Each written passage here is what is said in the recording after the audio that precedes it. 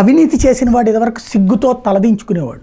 ఇప్పుడు బ్యాంకులకు డబ్బు ఎగ్గొట్టినోడు వ్యాపారంలో సహజమబ్బా అని చెప్తున్నాడు.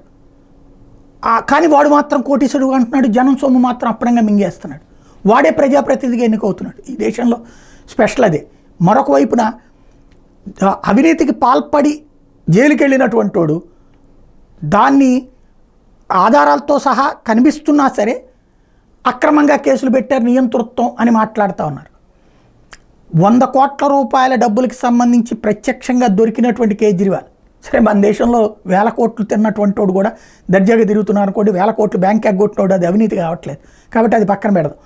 కేజ్రీవాల్ మోడీ మీదన తీవ్రస్థాయిలో విరుచుకుపడుతున్నటువంటి నేపథ్యంలో నియంత అంటూ ఎన్నికల ప్రచారం కోసం 21 రోజులు బెయిల్ పొందినటువంటి అరవింద్ కేజ్రీవాల్ దేశంలో నియంతృత్వం కొనసాగుతుంది అంటున్న నేపథ్యంలో ఇందిరాగాంధీ దేశ అత్యవసర పరిస్థితులు అమలు చేస్తున్న సమయంలో మా అమ్మ అంత్యక్రియలకు హాజరయ్యేందుకు కూడా నాకు బెయిల్ రాకుండా చేశారు, అర్ధరాత్రి నన్ను అరెస్ట్ చేశారు.